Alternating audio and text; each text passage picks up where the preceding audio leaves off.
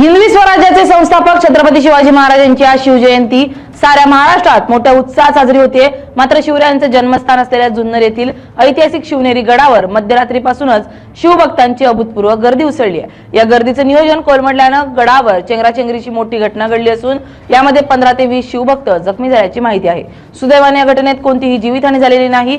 दरवर्षीप्रमाणे यावर्षीही राज्यभरातून शिवज्योत घेऊन येणारे तरुण, विविध संघटनांचे कार्यकर्ते आणि शिवभक्त शिवनेरीवर दाखल झाले होते। मध्यरात्रीपासूनच गडाचा परिसर जय भवानी जय शिवाजीच्या जयघोषानं दुमदुमून गेला होता। मात्र क्षमतेपेक्षा जास्त गर्दी झाल्यानं परिस्थिती नियंत्रणाबाहेर गेली। गडावरील अंबरखानाच्या खालच्या हत्ती दरवाजा परिसर आणि गणेश दरवाजा हे मार्ग अत्यंत अरुंद आहेत। या अरुंद मार्गावरून एकाच वेळी हजारो शिवभक्त जमा झाले। इथं गडावरून खाली उतरणाऱ्या लोकांचा लोंढा मोठा होता, तर खालून गडावर जाणाऱ्या लोकांसाठी जागाच उरली नाही। अशा स्थितीत वरून खालच्या दिशेने येणाऱ्या काही लोकांनी ढकलाढकली केली। रस्ते लहान आणि लोकांची संख्या प्रचंड असल्यानं तिथे चेंगराचेंगरीची स्थिती निर्माण झाली। यात काही शिवभक्त खाली पडले आणि जखमी झाले।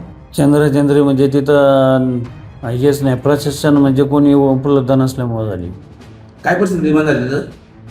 परिस्थिती अशी निर्माण झाली का खालून जाणारी जी लाईन आहे तर ते सिंगलला जायला पण जागा ठेवली नाही आणि सगळे वरून 3 ते 4 लाईनी करण्यात आल्या होत्या आणि त्या चेंगराचेंगरीमध्ये हे जे झाले, जे मोडले तोडलेत, हे सगळं त्यामुळे झालेलं आहे। आणि लोक झाले साधारण ते 14 ते 15 लोक झालेले आहेत। कोणाचा हात गेला, कोणाचा पाय गेलाय, कोण भाजलंय, कोण मोडलंय, असं झालेलं आहे।